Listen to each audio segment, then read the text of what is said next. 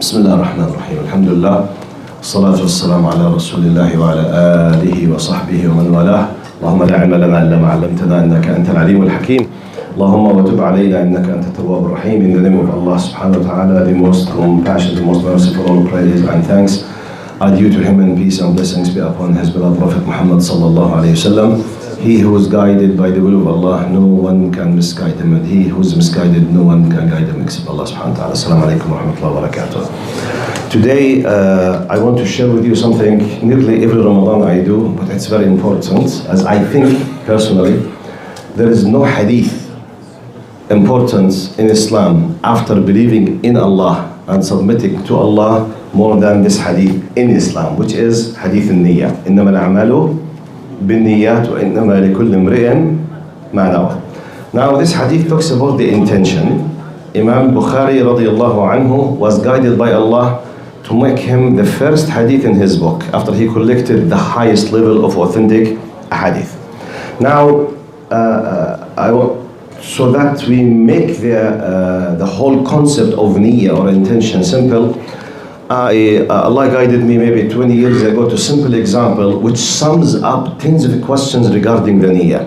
So I will explain the hadith, then I will do quick scenarios so that it can be comprehended easily and you can answer tens of questions about intention because of this simple scenario. Now, hadith إنما الأعمال بالنيات. Indeed, actions are only considered if intentions are there. Which means, the first part of the hadith, if there is no intention, action is not considered. No consideration, as if nothing has happened. This is the first part. وَإِنَّمَا لِكُلِّ امْرِئٍ مَا نَوَى. Indeed, everyone will be held accountable according to his niyyah. Because we have good niyyah and bad niyyah. Good intention and bad intention. So the first one, to know that the secret of consideration is the intention. The intention could be good and bad. Then the rest of the hadith, فَمَنْ كَانَتْ هِجْرَتُهُ إِلَى اللَّهِ وَرَسُولِهِ فَهِجْرَتُهُ. Anyone whose migration was for the sake of Allah, it will be considered for the sake of Allah. If it's for something else, it will be for something else. Now the quick scenarios, just to make these scenarios, it's my idea, but it simplifies or it sums up tens of possible questions. Look now, let's consider this is a glass of apple juice and this is, God forbid, whiskey, okay? So that I can answer to 1 questions. Now, apple juice, scenario number 1. There is apple juice. What's the hukum, verdict of drinking apple juice in Islam? Halal, mubah. It's mubah, which means permissible. I know it's an apple juice. I'm studying now. I'm not thinking about any intention. I did not have any intention. However, I just started holding. I started to drink. Now, what is the hukum of what I have done? Am I rewarded or a sinful person? Neither nor. I've done something permissible without intention. It's just, that's it, nothing. Okay? Which is applicable on tens of actions in our life. Type, next scenario. There's an apple juice. I know it's permissible. It's next to me. I'm studying. I feel thirsty. I initiated an intention. Before holding the cup, I said in my heart, Ya Allah, I want to drink this ni'mah, this blessing, to strengthen my body, to do khair, to help in the cause of anything that satisfies you, about whatever intention, and I started drinking. Now, what's this? Am I rewarded? Sinful? Nothing. Rewarded. Now, what I have done, according to some ulama, al-adatu bin-niyat tuhawwal ila ibadat. What is something out of my permissible normal action, I transferred by niyyah into act of worship. Number 2, this is applicable on tens of actions in our life. For example, just walking as just some kind of refreshment for your body. It's permissible.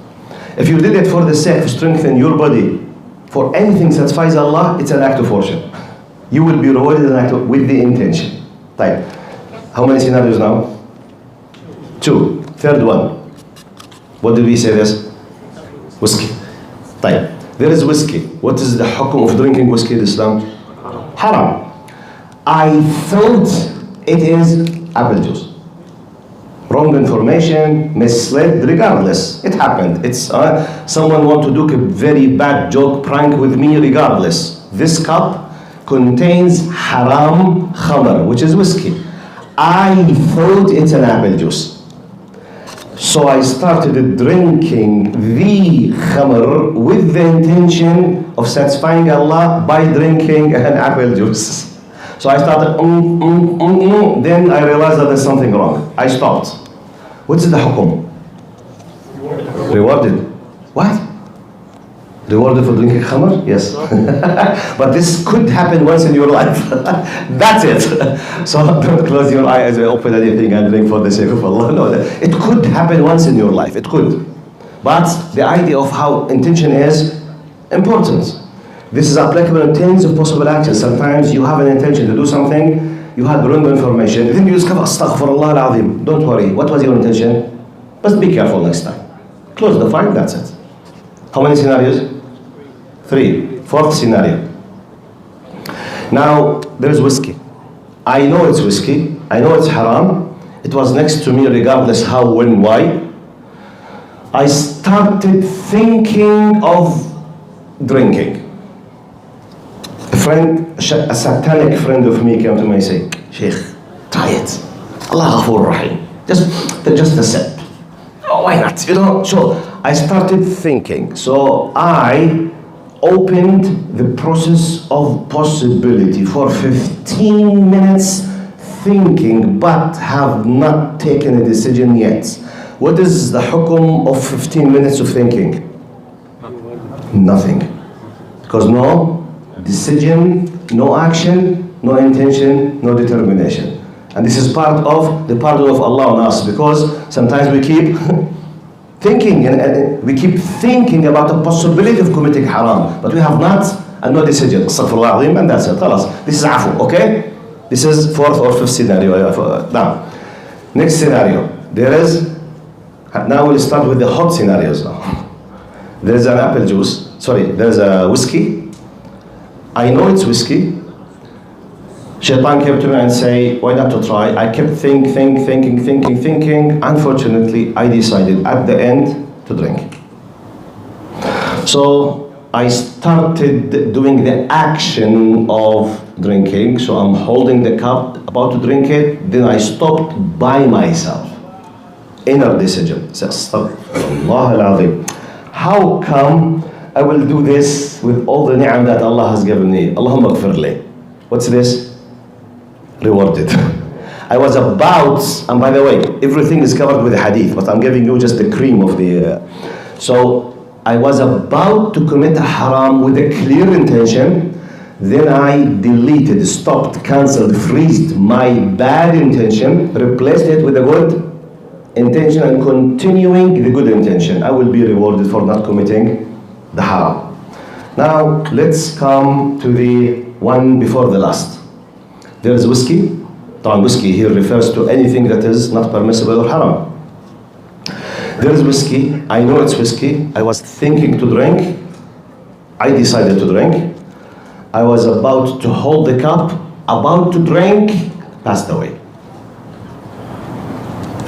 I have not drunk yet, but I passed away. External power. Allah took my soul and I did not change my intention. Even though I have not drunk the khamr, what is my verdict before Allah now?